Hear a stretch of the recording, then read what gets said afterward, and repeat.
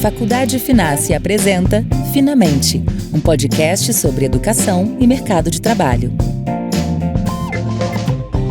Olá, seja muito bem-vindo, muito bem-vinda ao Finamente, podcast da Faculdade Finassi. Aqui a gente fala sobre educação, conhecimento, mercado de trabalho, você já sabe, né? Eu sou a Rafa Ferraz e sempre comigo, Thiago Matheus. Oi, Ti. Tudo bem, Rafa? Aquele abraço pra você, pra todo mundo que acompanha a gente assistindo no YouTube ou ouvindo nas principais plataformas de streaming.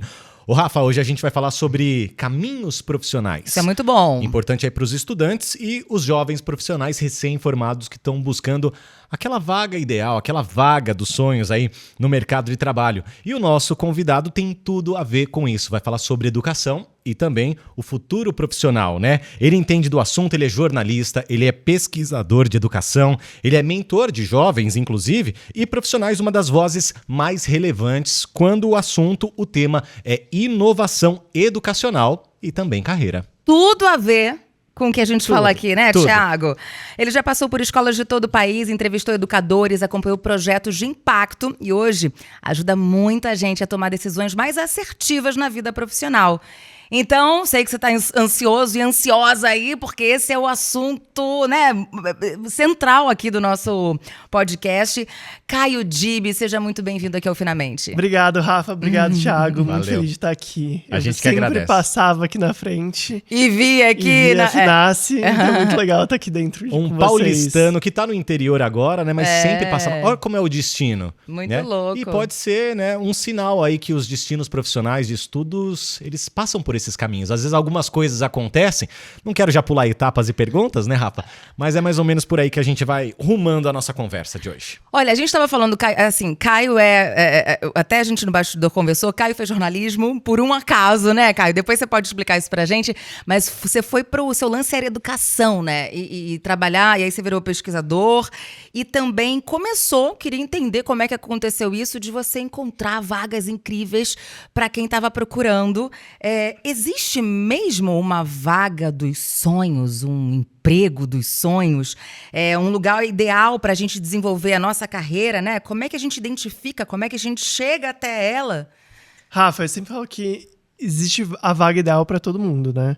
Cada um tem uma vaga que... Naquele momento. Exatamente, naquele momento é aquela vaga que é a mais perfeita para você.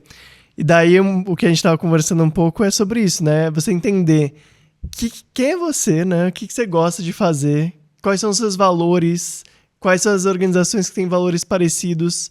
Mas quando eu faço curadoria de vagas, foco mais em educação, mas eu fico mapeando vagas que eu acho que são legais. Mas como é que isso aconteceu? Por alguma necessidade sua? Ou você viu que era uma necessidade de pessoas com quem você convivia? Eu via muita gente saindo de educação, saindo do mercado de educação, seja professores, seja pessoas que trabalhavam em institutos, fundações, grupos de educação, outras organizações, indo pro Uber, para o iFood, virar, não Uber necessariamente, mas executivo de vendas da Uber, em vez de ser analista de projetos dentro de um grupo de educação legal. Por quê? Porque paga melhor, tem uma vida mais tranquila, né, tem, dentro das condições de mercado, a educação está tendo uma crise muito grande nos últimos anos. Sim. E daí eu falei, eu converso com muita gente, eu sempre via pessoas divulgando vagas interessantes.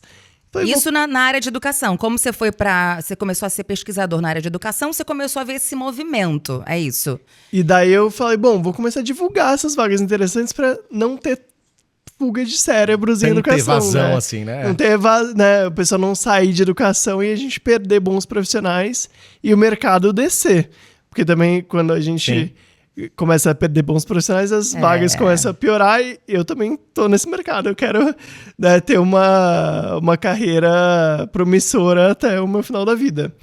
Então eu comecei a mapear vagas assim. E eu costumo divulgar vagas super diferentes entre Mas através do quê? Você foi atrás de plataformas e, sei lá, LinkedIn e plataformas que anunciam vagas de emprego e começou a fazer essa seleção? Tanto colegas do mercado, porque eu converso com vários subsetores de educação. Então, ensino superior, edtechs, grupos de educação, institutos e fundações que vão divulgando nas offline, assim.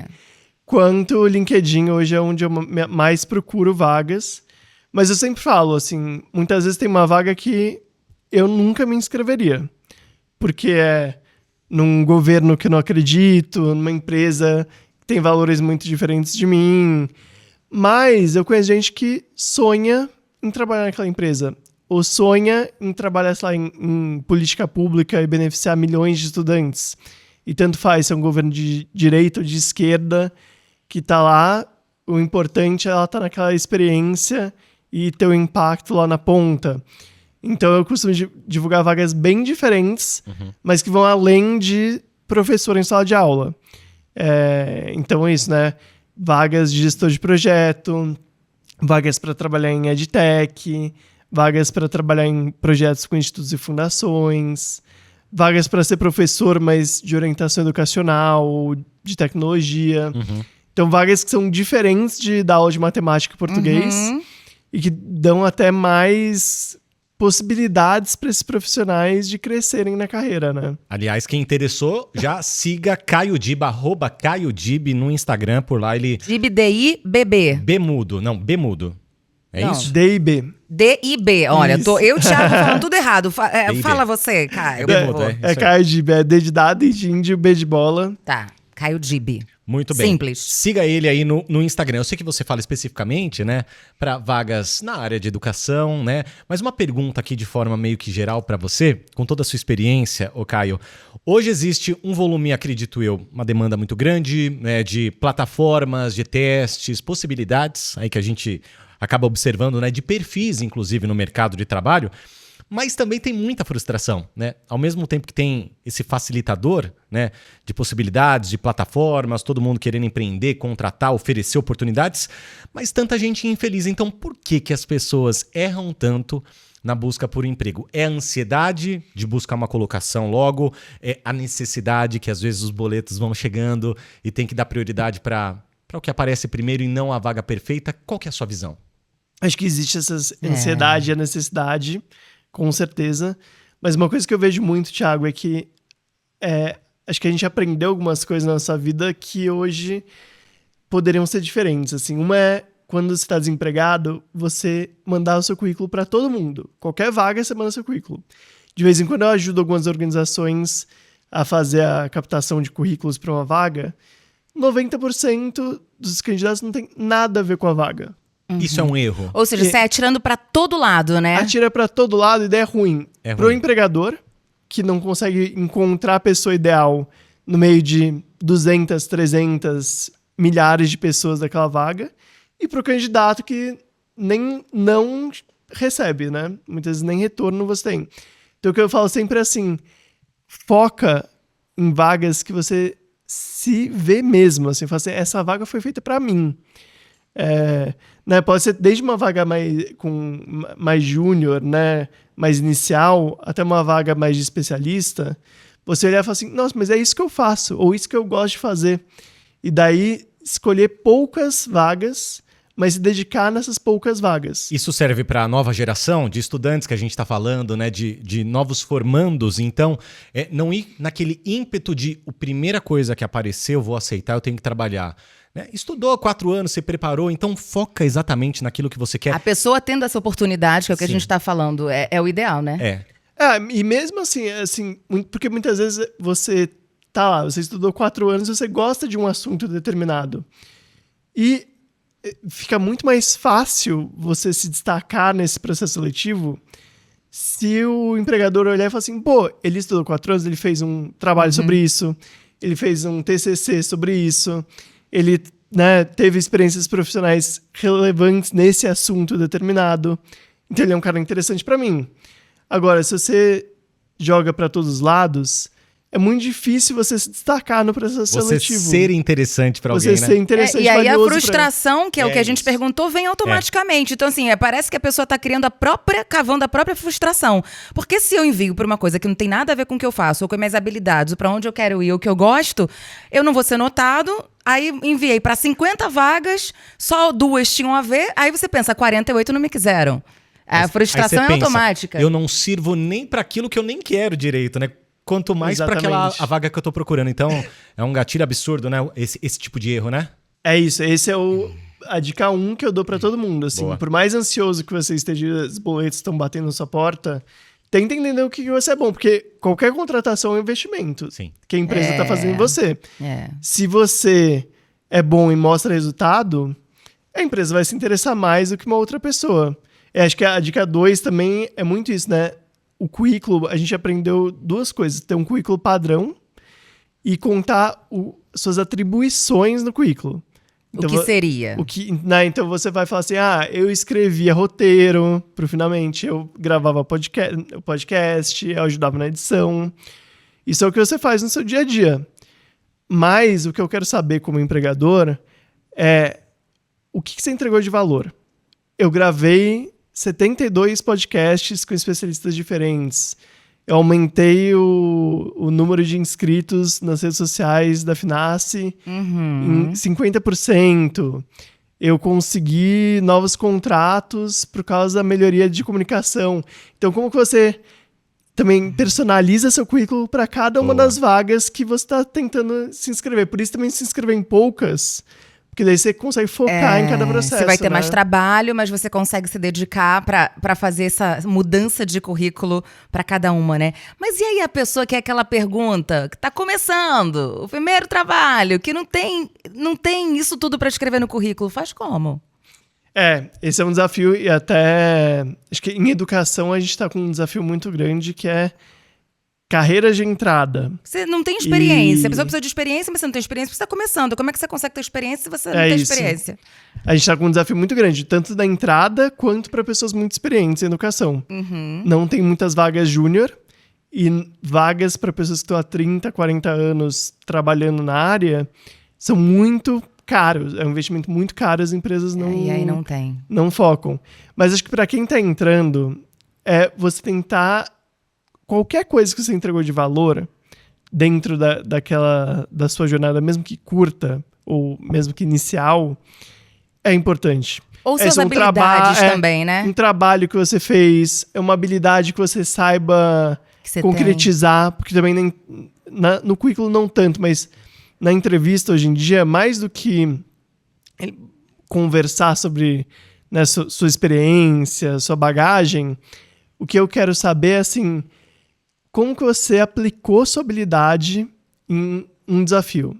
Seja ele real, você pode contar uma coisa que você fez na sua escola, né, como estudante, ou na sua igreja, ou na sua comunidade.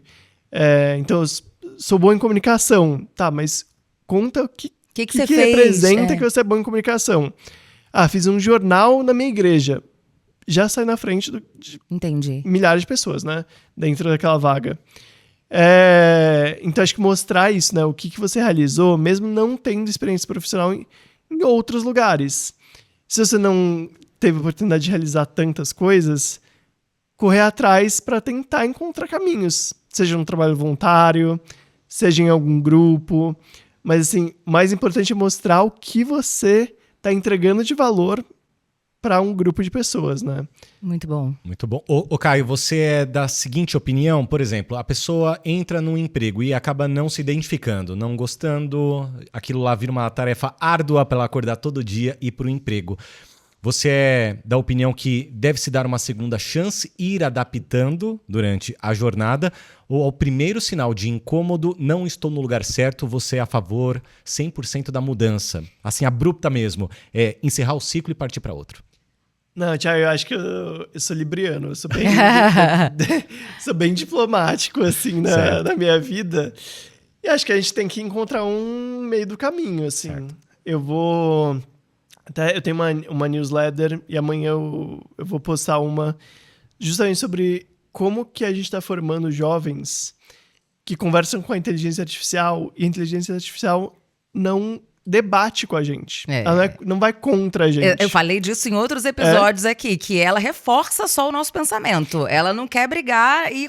Ela não quer brigar com você. E ela te bajula. Parabéns pela pergunta, Caio. Ótima observação, você foi muito bem nessa. É isso, ela te elogia e ela não entra em confronto com você.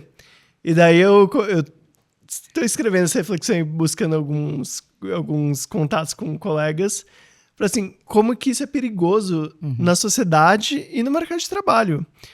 Porque no mercado de trabalho, é isso. A gente vai entrar em embate com os nossos colegas. A gente não vai sair no soco com eles, né? Sim. Mas a gente vai discordar, vai debater, pode não ser do nosso jeito. E a gente vai ter que ou sugerir, encontrar caminhos para ir ganhando espaço Sim. dentro da organização, né? Ou aceitar algumas coisas, ou acho que o único ponto que, assim, eu sugeriria sair se for um lugar tóxico. Sim. Abusivo. Ou se descobrir que, na verdade, aquilo não é mais o que você quer fazer e você não tem pra onde ir. Eu acho que também tem esse isso. ponto, não é? Entrei aqui, descobri, cara, não era isso que eu queria. Não é bem, ou Totalmente mudei. diferente, ou né? mudei, ou no meio do caminho mudei de interesse, descobri que tem uma nova área. Aí eu acho que não adianta insistir, né? Porque aí talvez é perda de tempo. Com certeza.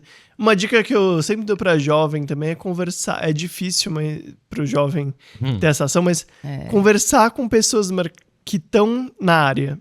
Ou na empresa, ou na área. Ideia é ser cara de pau, Se você não conhece ninguém que é daquela área, buscar na internet. Mandar uma mensagem. Que é um Tem pouco... que ter curiosidade, né? Você vai receber um monte de não, mas um ou outro vai falar assim, claro, vamos bater um papo. Daí você vai fazer uma ligação de meia horinha e vai descobrir um pouco mais se você gosta daquela área, se você não gosta. É porque é muito engraçado, quando a gente escolhe, na época da escola, vou fazer uma faculdade de jornalismo, porque eu adoro ler, eu adoro escrever, não sei o quê. E aí, às vezes, você chega lá dentro e fala, bom, eu adoro isso, mas não era bem isso que eu queria fazer. Foi o seu caso, inclusive? Cara? Mais ou menos. Ou vou fazer engenharia porque eu gosto de exato, sei lá. E eu acho que pode acontecer a mesma coisa, assim, você vai para uma universidade, vai para uma faculdade, e aí quando você vai para o mercado de trabalho, às vezes não era exatamente aquilo, né? Então, eu acho que existe espaço também para você mudar de ideia ou descobrir que não é bem isso. Mais ou menos, você não foi fazer jornalismo? E é isso que o Thiago falou. É isso. Não, e acho que hoje em dia a gente vai tem um colega meu que fala que a gente vai ter 4 carreiras ao longo da nossa vida. Diferentes. Atuando em conjunto ou substituindo uma outra? Substituindo uma outra. Você vai mudar sua carreira ao longo da vida 4 vezes. Eu não sei se esse número é um número mágico, mas... Ele é um futurólogo, é o quê? Ele trabalha com futuro e educação de adultos, assim. Mas você vai ter momentos diferentes. Aconteceu isso comigo. Eu me interessei por comunicação, fiz jornalismo, descobri que não era jornalismo em si, que eu gostava mais de processo da educação. Porque o seu professor, meu professor era jornalista. Era jornalista, eu admirava ele e falei, bom, no final eu admiro ele mais por ele ser um educador do que por ele ser um jornalista.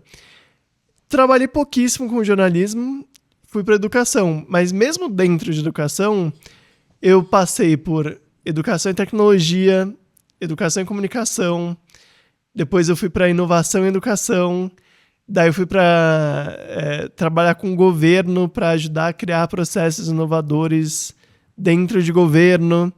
Daí agora eu trabalho com tecnologia mesmo, ajudando a desenvolver sites, portais, sistemas dentro de governo. Então eu fui mudando. Eu sou uma pessoa bem diferente do que eu era no começo da minha carreira, há 15 anos atrás. Então, acho que você também pode ter essa liberdade, de mudar. Eu acho que o caminho... eu acho que o importante é o caminhar. Claro que assim, tem uma frase que quando a gente não sabe o que quer, qualquer coisa serve. Mas muitas vezes a gente é novo mesmo, ou a gente vai mudando ao longo da vida. Então aquilo que talvez eu tenha feito com 20 anos não é mais o que eu quero com 25, com 27. Então, assim, eu acho que é importante a gente ter um foco, mas eu acho que tá tudo bem ao longo do processo, não é? Você ir encontrando... O caminho vai te mostrando o caminho, talvez. Isso aconteceu com você, né? Sim. Acho que é isso. A sua jornada profissional, uma coisa que eu sempre falo também é... Você pode mudar... como eu fiz, né? Eu tava dentro do mesmo segmento e fui mudando ao longo do tempo. Então, ficou mais fácil eu ligar as coisas que eu aprendi, que eu construí pra criar minha narrativa profissional. E tudo é bagagem, né? Tudo é bagagem. Mas mesmo se você muda bruscamente, você tem uma experiência em outro setor. Né? Eu sempre falo pra quem tem essa mudança brusca que não apagar da sua vida o que sua vida passada. Experiência de relação, experiência de habilidades que você vai precisar em qualquer profissão, né? É isso. Então você pode ir mudando e Sim. pode... E também é isso, ó. Eu hoje moro no interior, tenho um filho pequeno. Eu há 5 anos atrás, eu tava numa consultoria que a cada 15 dias eu viajava e ficava em um lugar diferente do Brasil. Infeliz? Eu adorava. Adorava. Chegou uma hora que Cansa, que eu já né? tava meio cansado. Eu não tinha mais roupa seca em casa. Exatamente. Porque eu viajava muito mesmo. Mas hoje eu falo assim... Não te cabe mais isso não aí. Não cabe mais, porque eu não vou ficar 15 dias longe do meu filho. Talvez daqui a 5 anos eu volte a fazer isso, porque ele vai estar maior, né? Mas hoje eu tô num processo diferente. Então, São acho que é muito momentos momentos, da sua vida também, né? Caio, uma coisa que você falou fora do ar aqui conosco, né? Nos bastidores, que não tá no roteiro, mas acho importantíssimo a gente falar agora, que são as relações, que são os contatos, que a vida é movimento, inclusive na área profissional. Então, além de fazer um currículo bacana, além de você colocar experiências legais no LinkedIn, né? Ter esses contatos virtuais, o contato no boca a boca, o café, reunião com antigos amigos, e eu não estou falando aqui de interesse, né, com segundas intenções, não. Mas assim, a importância do bom relacionamento profissional e dos bons contatos, já que é no movimento que as peças acabam jogando, e você pode encontrar um emprego ideal, partindo por essa visão. Thiago, sabia que tem uma pesquisa global de todas as áreas que mostra que 80% das vagas de trabalho no mundo não são publicadas. 80%? São indicação? São transferências internas, indicação. Então, as vagas mais legais, tanto em educação quanto em outros setores, não estão no LinkedIn, não estão na Gup, na Cato. Elas estão com o seu amigo que você manda uma mensagem. Que Ou você tá toma com um café, vergonha de mandar mensagem. que tá com vergonha de mandar mensagem. Então eu sempre falo isso, assim, não é ser interesseiro, mas é você ser sociável mesmo, assim, né? Então, Pra ser lembrado, né? é muito importante ser lembrado. E viu uma coisa interessante que você lembrou da Rafa? Manda pra Rafa. Fala assim, olha, lembrei de você, vi essa matéria aqui. A gente A única coisa que a gente tá falando é bom senso, não Bom ser senso. artificial, né? Não é ficar perturbando a pessoa o tempo todo, mas é criar ali uma relação, não é assim, mandar qualquer coisa, não, realmente, algo que me lembrou, acho que você seguir a pessoa na rede social e se fizer um comentário que faça sentido, porque também se não faz sentido ficar ali, né? É isso. Tem um bom senso aí, né? Entre o ser chato e o ser... Só falar assim, tô aqui, tô por aqui. Tem que ter um bom senso, mas é isso. Fazer um comentário num post, mandar um oi pelo WhatsApp, encontrar numa festa. Tomar um café. Marcar um café. Faz com que as pessoas tenham você na mente. Então, é isso. Provavelmente, nessas próximas 2 semanas, eu vou te mandar uma mensagem e falar assim, nossa, Thiago, eu tava vendo esse podcast aqui, lembrei de você. Por quê? Porque você tá na minha cabeça. Sim. Eu falo com 200 pessoas por semana. Eu falo com muita gente mesmo, porque eu converso com todo mundo no mercado e meu trabalho hoje roda muita gente. Aí, ó, um bom contato pra Seu gente ter, WhatsApp é Rafa. lotado. É isso, eu Seu converso WhatsApp é com várias conversas. muitas. Aliás, para trazer o senhor Caio Dib aqui foi um sufoco. A gente teve que adaptar algumas vezes. A agenda do rapaz é abarrotada, minha né, Caio? agenda nesses últimos meses estão meio corrida. Mas... mas por que eu faço... Em parte é meu trabalho mesmo falar com pessoas, mas eu adoro falar com pessoas. E eu adoro... Eu tenho assim... Você é da comunicação eu sou- também, não adianta. É isso, eu não posso negar a comunicação.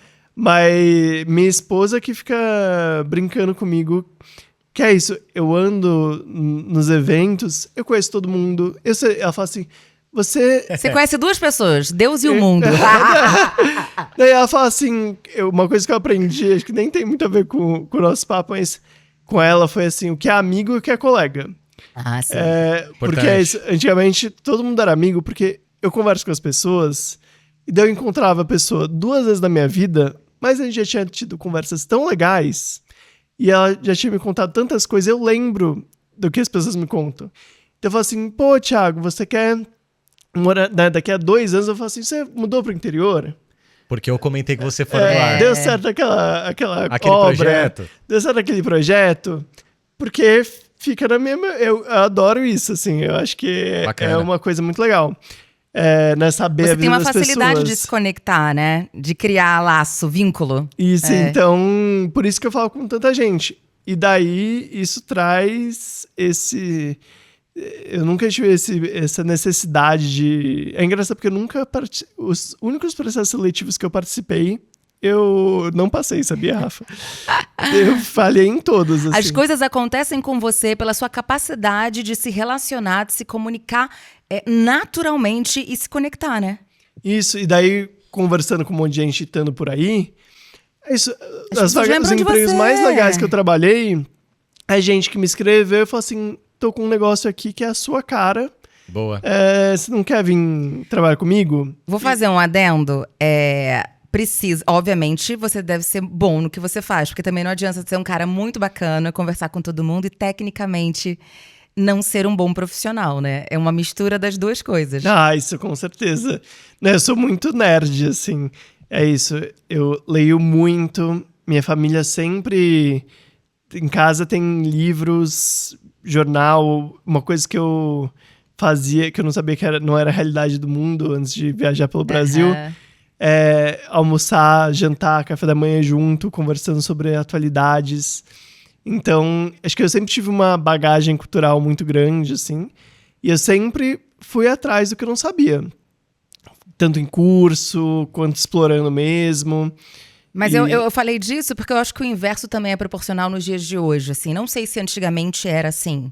Então eu falei, não adianta ser só essa pessoa muito legal que não iriam te indicar se você não fosse um bom profissional. E esse nerd que você tá falando que é. Mas também hoje eu percebo o oposto. Não adianta você ser muito bom no que você faz, mas você ser uma pessoa chata ou do mal. É difícil falar pessoa do mal porque ninguém é totalmente do mal ou do bem. Mas assim, eu percebo isso, que se você também não é uma pessoa bacana... também não vão lembrar de você. É isso também. Acho que eu também tive muita sorte na minha vida que a maioria dos times que eu trabalhei eram com pessoas muito legais. Então, facilitava. Mas eu, no meu dia a dia de trabalho, eu falo assim, eu não tô aqui pra... É o que você falou, é um lugar péssimo que eu... Tóxico, que eu não acordo e fico triste de começar a trabalhar. Não tem nenhum sentido você... Sim. E você ser o propulsor disso, né? Porque se você ter esse peso, né? No seu trabalho, você prejudica as coisas. Então, eu sempre trabalhei muito junto com as pessoas. E daí isso também facilita, porque daí isso faz com que você se enxergue naquilo que você está fazendo, né? Né, o resultado do seu trabalho é parte do que você fez junto com o seu grupo. Com a equipe. E o Caio é tão calmo, ele é tão bom. Quem briga com o Caio ou se Acho que desentende não tem. profissionalmente, eu nem conheço, mas já tá errado. Já tá errado outra pessoa. Acho que não tem jeito. Não tem. Ô, Caio, você, brincadeiras à parte, você falou agora há pouco, né, que rodou o Brasil, né? Nas suas buscas aí por educação, inovações, observando, né, inclusive os problemas. Não sei se você roda ainda mais, até por conta, né, do filhinho pequeno, mas com a sua experiência aí pesquisando educação pelo Brasil, na prática, qual que é o maior problema que hoje você enxerga, que ainda se mantém nas escolas e ou universidades, que melhorando isso pode ser um grande passo para a educação? Sim. Eu viajei muito o Brasil já. Eu também, nem todos os meus trabalhos eu fiquei 100% realizado, né? Chegou um momento que eu estava num grupo de educação que eu sentia que não ouvia as pessoas que a gente estava tentando melhorar a vida. Então a gente criava aplicativos, livros, outras coisas, chegava lá na escola e não era aquilo que estudantes e professores precisavam. Não funcionava. Não funcionava. Daí eu tive um hiato, saí, fui para uma agência de marketing. Olha. Falei assim, vou experimentar outro setor para ver como que funciona. Descobri que era um problema de mercado mesmo. As pessoas não escutam as necessidades do outro. As necessidades dos outros. E daí eu falei assim, quer saber? Eu vou viajar ao Brasil de ônibus para conhecer... Isso é um projeto seu? Isso foi em 2013. Eu me formei e falei assim, vou viajar ao Brasil de ônibus para conhecer os outros. Eu sempre morei no Paraíso, sempre estudei aqui perto. Paraíso tá dizendo um que bairro... no Paraíso aqui... Paraíso não lá no céu. É o bairro, Um bairro em São Paulo. é o bairro daqui, né? Que a gente tá aqui, que a né? Aqui é gente Paraíso, tá. Pertinho.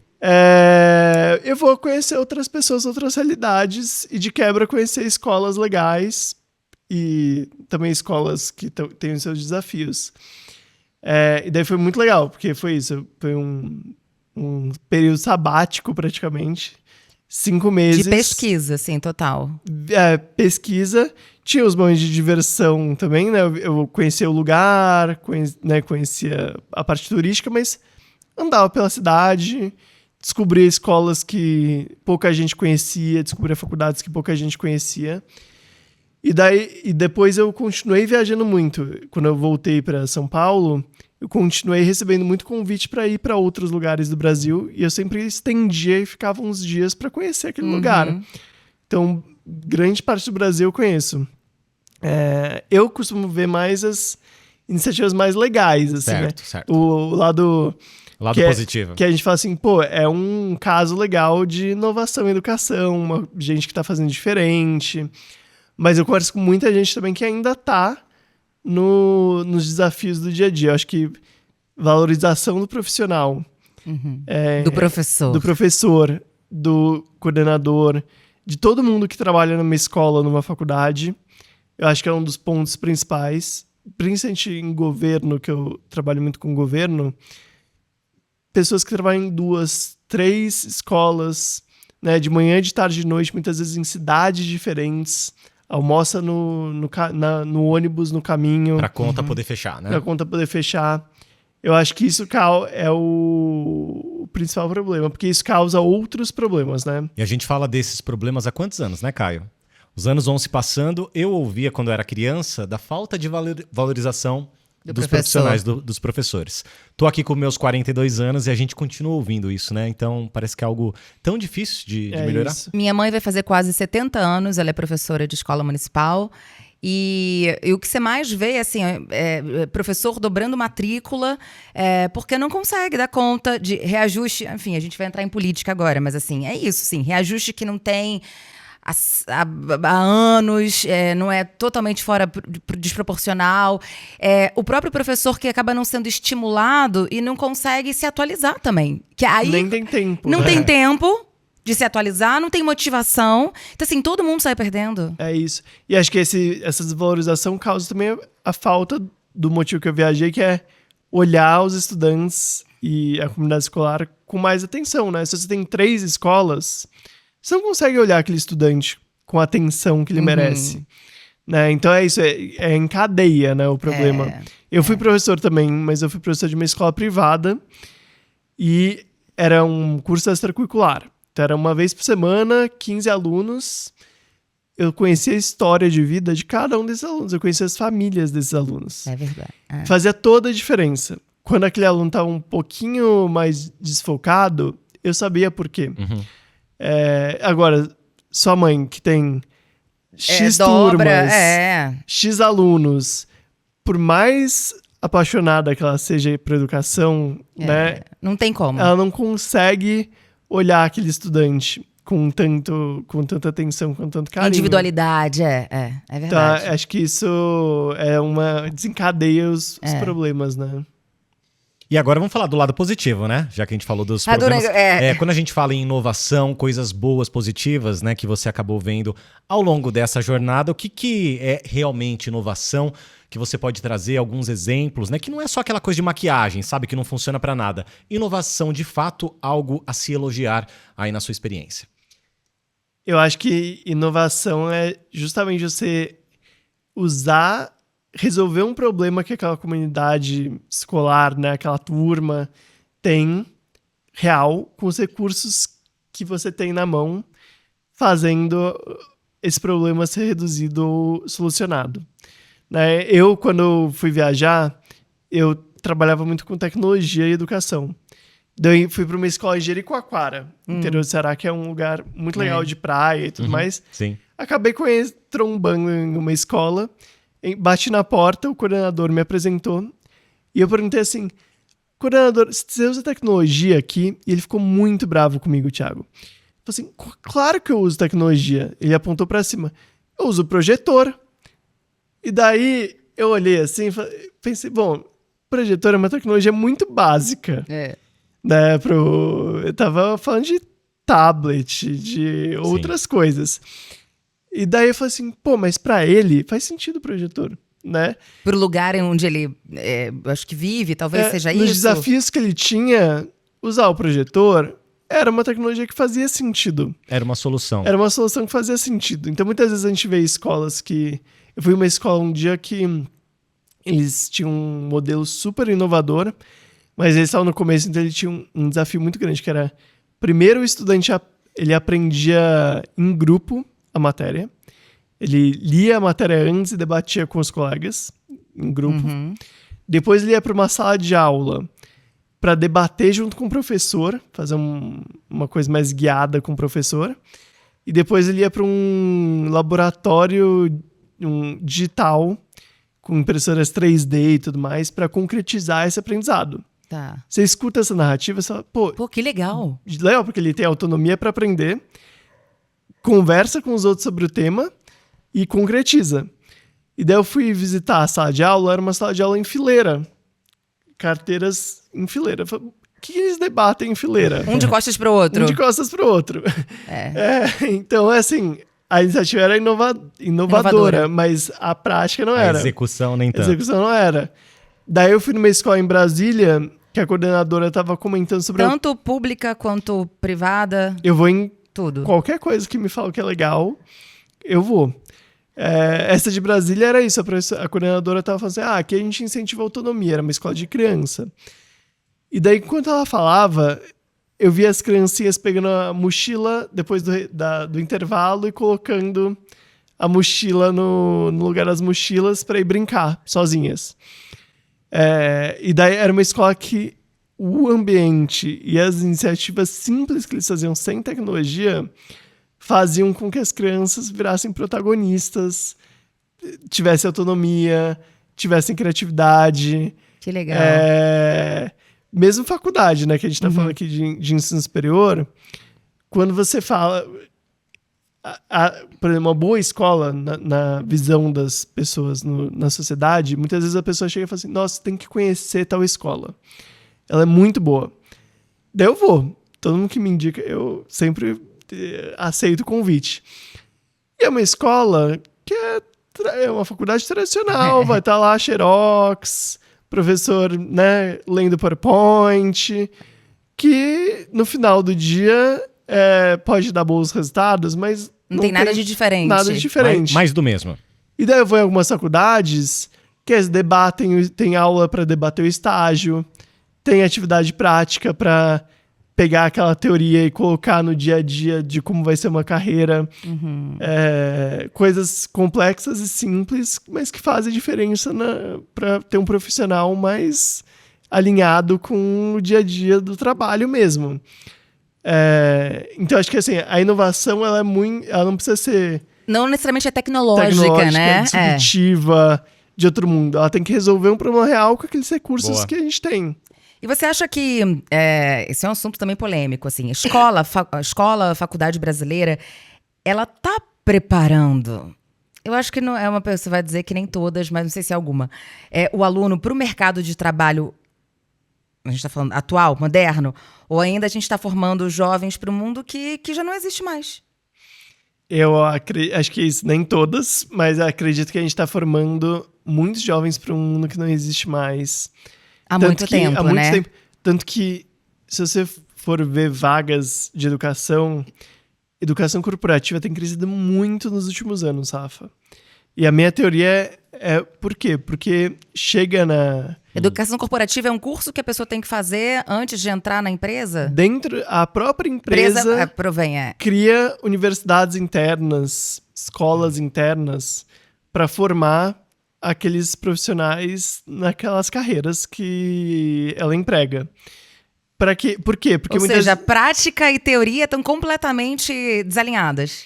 É isso. Muitas vezes a pessoa chega só com teoria, muitas vezes ela chega com uma prática já defasada. Nossa. Então as empresas investem muito dinheiro para ter profissionais bons e atualizados lá dentro.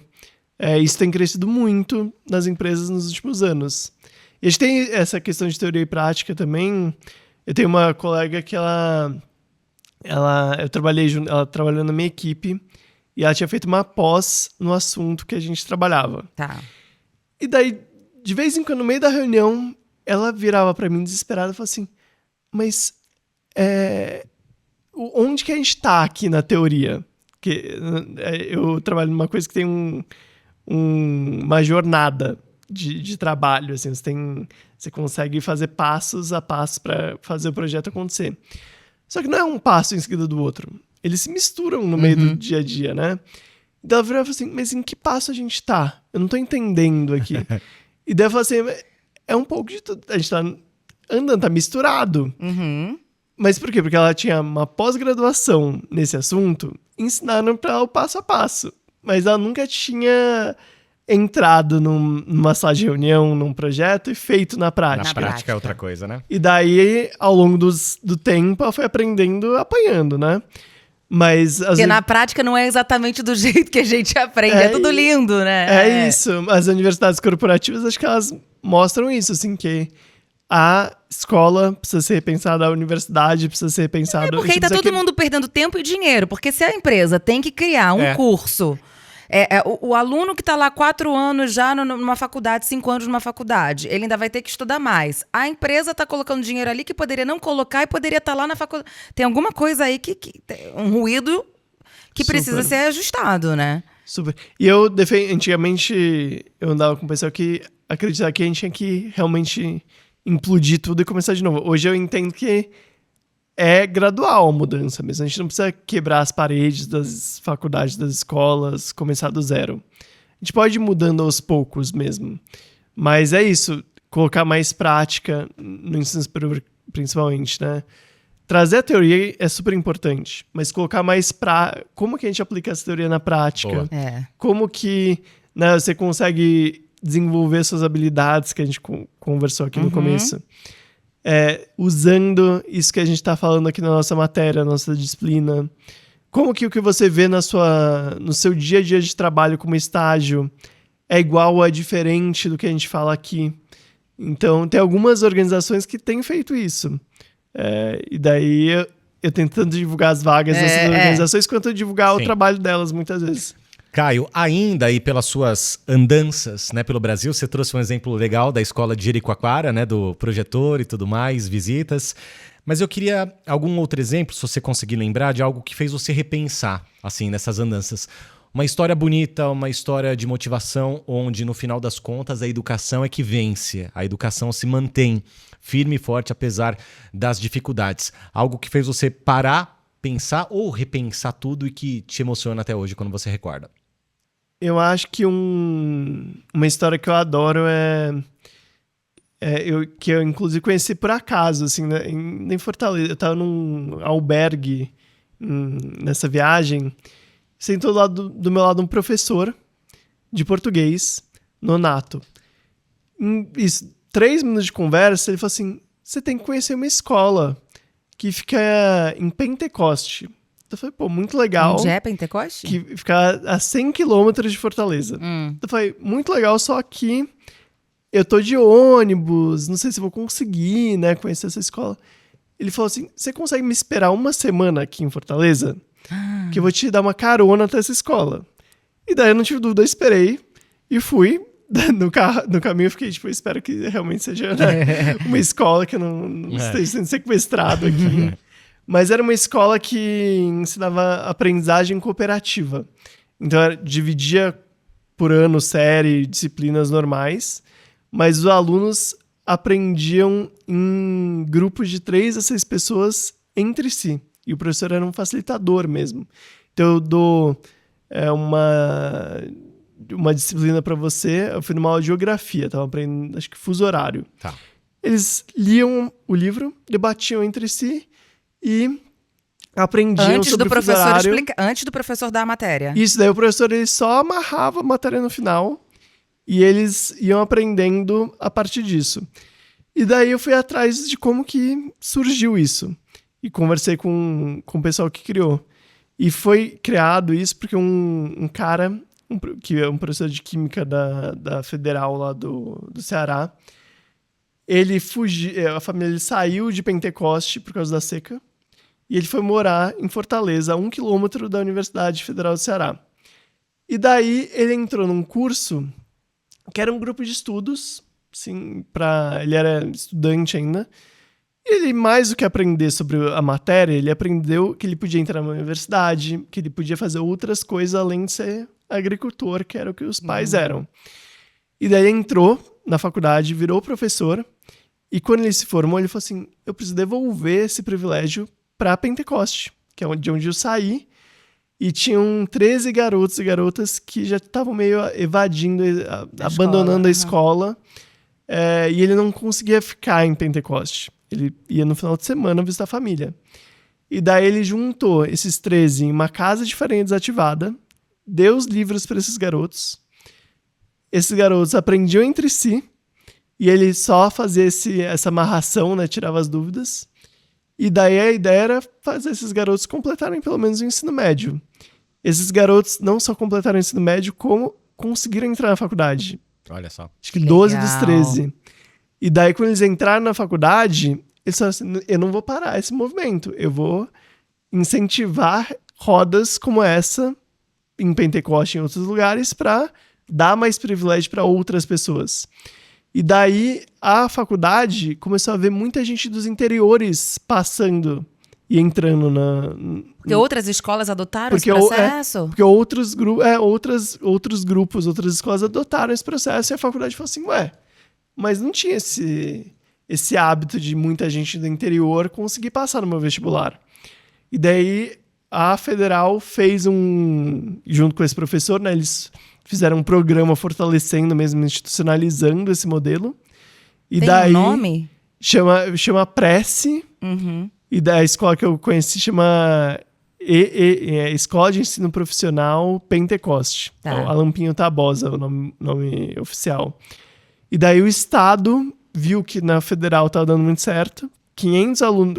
Em 2013, quando eu visitei, 500 alunos tinham saído do Prece e entrado na faculdade. E daí o Estado do Ceará falou assim, é um modelo muito interessante, vamos pegar essa inspiração e colocar numa escola estadual. E daí eles fizeram esse modelo. E hoje, a última vez que eu falei, que faz acho que 1 ano, com o diretor, ele estava formando outras 100 escolas nesse modelo. Mas isso ficou só no Ceará? Não veio para nenhum outro estado? Pelo teu conhecimento?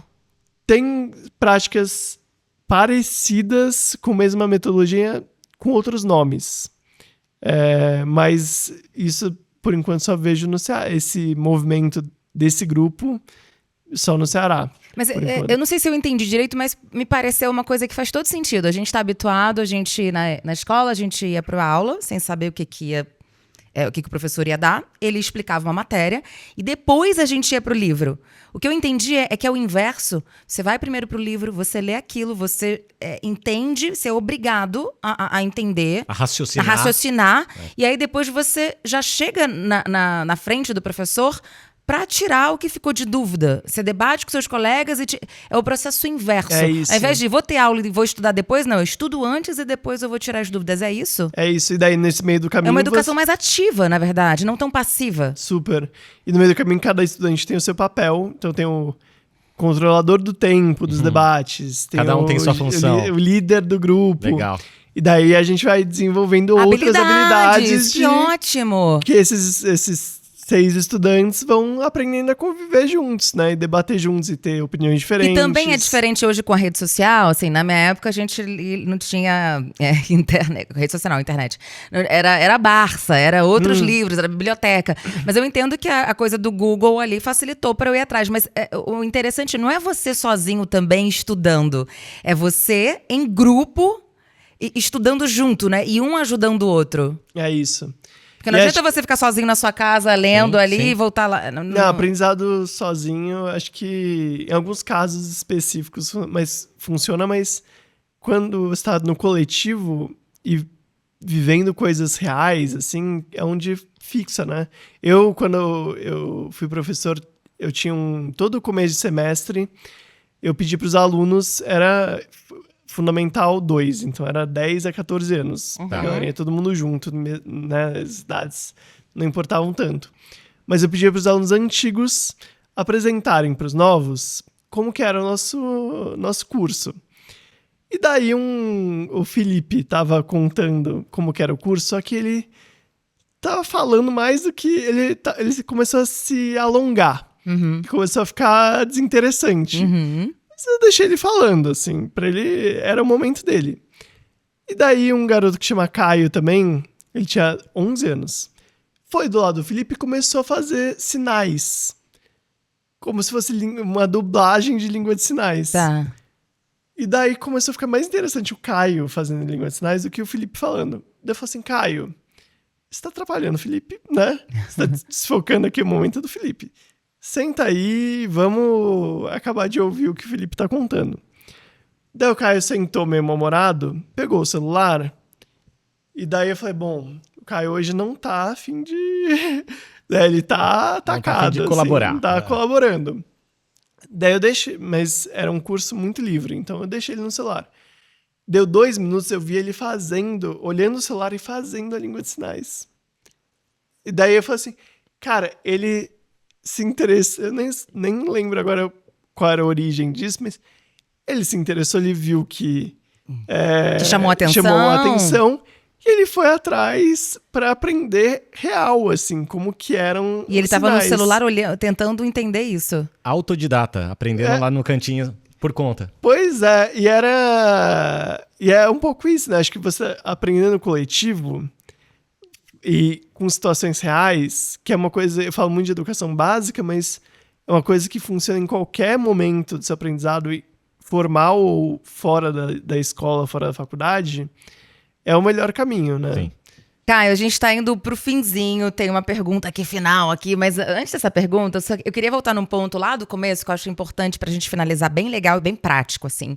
A gente falou muito de educação agora, mas lá no início a gente falou daquela coisa do tipo, que é a situação da vaga, né? Como você encontrar a vaga certa. Você falou muito do autoconhecimento, saber o que você quer, quais são os seus valores, propósitos e tal. Eu queria só voltar nesse tema... bem prático. Estou procurando uma vaga. Vou para uma entrevista. Como me preparo? O que devo fazer? Como procurar? Primeiros passos, técnicas. Você pode deixar um pouquinho aqui? Com certeza. Acho que a primeira coisa é que vaga você quer. O que você quer fazer? Daí entender como que o mercado chama essa vaga. Porque ela pode ter vários nomes também dentro do mercado. Né, pode ser uma que eu tenho uma vaga específica que para mim é típica, que é design instrucional. Você pode, que é quem desenha cursos. Vocês devem ter aqui designers instrucionais trabalhando. Não sabia que tinha esse nome. Que pode ser design instrucional, pode ser design de educação, pode ser preparador de conteúdo. O mercado usa vários nomes para a mesma coisa. Então é entender que nomes esse mercado usa para aquilo que você quer. Daí é procurar isso no LinkedIn, procurar isso em outros lugares, estar em contato com pessoas que estão nesse mundo. Quais são as outras plataformas? Acho que não tem problema a gente divulgar aqui, né? Quais são as plataformas de vaga de emprego? Eu uso principalmente Google Vagas, que reúne várias plataformas diferentes, mas LinkedIn é meu principal. Uma dica que eu sempre dou é assim, procurar a vaga de noite, depois das 6. Por quê? Não sei porque depois das 6 são as melhores vagas que aparecem. Que isso? Acredita? E são vagas que fecham muito rápido. Uma coisa que também você procura todo dia. No LinkedIn e atrás de vaga ali. Vai lá em Eu não uso vagas. muito LinkedIn, não sei como é que é. Você vai em vagas e coloca esses nomes dessas vagas que você se interessa. E todo dia, as melhores vagas fecham muito rápido. Mas não tem que ser amigo do amigo, pra vaga não, né? Não. Tem o caminho de você fazer que a gente conversou muito, né? De você fazer esse Mas social. a vaga vai ser pra você mesmo que você não tenha ninguém em comum, né? Ninguém comum. Se você procurar por Procura aqueles pela vaga, termos, né? ou o nome da vaga, ou o termo, né, enfermagem, Tá. que vai aparecer lá. E se inscrever nisso, em poucas vagas, mas assim, uma coisa que eu falo sempre também é ler a vaga e tenta adaptar seu currículo na linguagem daquela vaga. Tá. Porque muitas vezes o recrutador, ele é um recrutador, ele não sabe sobre design de aprendizagem, ou design instrucional, ou produtor de podcast. Ele fala assim, dono da vaga, escreve o que você precisa. Ele lê e ele vê se o seu currículo Tá batendo. tá batendo as palavras. Entendi. Então você fala assim, muda a linguagem do seu currículo. Bota os termos que o currículo, que a vaga tá pedindo. Não precisa mentir, mas assim, tenta adaptar a linguagem para esse recrutador olhar e falar assim, é essa pessoa que... Porque o recrutador não necessariamente é especialista da área, né? Ele é só um isso. recrutador de todo tipo de vaga. Facilita É no isso. processo, né? Então facilita muito o processo. E Alguma dica do perfil no LinkedIn? o LinkedIn... Tem recrutadores que buscam o LinkedIn, mas eu acho que o mais importante é isso, é você ser objetivo assim, nas suas conquistas, seja no LinkedIn, seja no seu currículo, mostrar o que você já fez de bom, o que você entregou de valor. Não precisa pro encher mundo. linguiça, né? Não precisa encher linguiça. Pelo contrário, eu acho que uma coisa também, acho que a última dica é, se é uma vaga que tem até 50 inscritos no LinkedIn,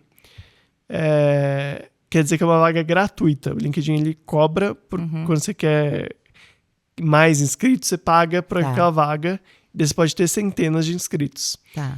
Se é uma vaga que tem menos de 50 inscritos no LinkedIn, ou que você manda para um site específico, ou manda para um e-mail específico o seu currículo, com certeza é um recrutador humano que vai ler.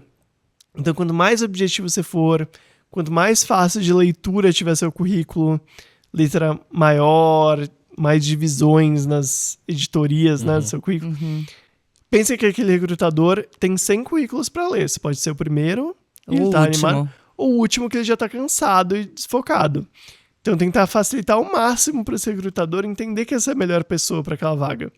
Se tem mais, se é um processo mais longo, assim, né, que tem muitos candidatos, daí foca mais em um currículo mais simples, mais linear mesmo, mas com as palavras-chave, destaca muito as palavras-chave. Que daí é um outro processo, muitas vezes automatizado, de busca. Tá. E eu acho que uma dica também muito prática, que é muito simples assim, não precisa colocar idade, se é casado ou solteiro, se tem filhos. Já foi época, né? Nem até endereço eu falo assim, não precisa botar endereço. Porque muitas vezes o recrutador vai falar assim, pô, ele mora em Santana e eu tô aqui na Paulista. Ele vai demorar 1 hora pra chegar. E já não. Eu prefiro... Pode atrasar, pode causar problema. Eu prefiro chamar alguém que mora aqui do lado, que vai dar menos problema pra mim. Hoje em dia nem foto mais tá se colocando, né? Eu acho que tem a ver com coisa, não sei se do etarismo também. Eu acho que não necessariamente foto e raça e tudo isso, né? Eu acho que é uma coisa que... Sim, eu gosto de colocar foto porque eu acho que... Eu recomendo colocar foto porque... Mas é polêmico esse debate, É polêmico, né? Mas porque eu falo assim... Porque daí a pessoa olha pra sua cara e tem alguma conexão. Assim, aquela de piercing. Mas isso é um problema mas também. pode ser prós e Por outro lado, contras. é um viés. É um viés de confirmação daquilo que você pode deixar de contratar porque você não vai muito com a cara de um estilo, de uma cor, de um tipo de pessoa. Eu tô indo contra aqui mas eu acho que é polêmico mesmo. Polêmico. Eu acho que por um lado é bom por isso, porque dá um primeiro contato, fica mais humano. Mas dependendo do setor, é que educação é um setor também que é muito mais tranquilo. Ah, sim, tá. Eu acho que a gente tem setores que são muito mais brutos ainda nesse ponto, né? Caio Dib, vamos chegando à parte final do nosso podcast. Aliás, né, foi muito produtivo. A hora passou que a gente nem percebeu, mas a gente sempre deixa um recado final dos nossos participantes.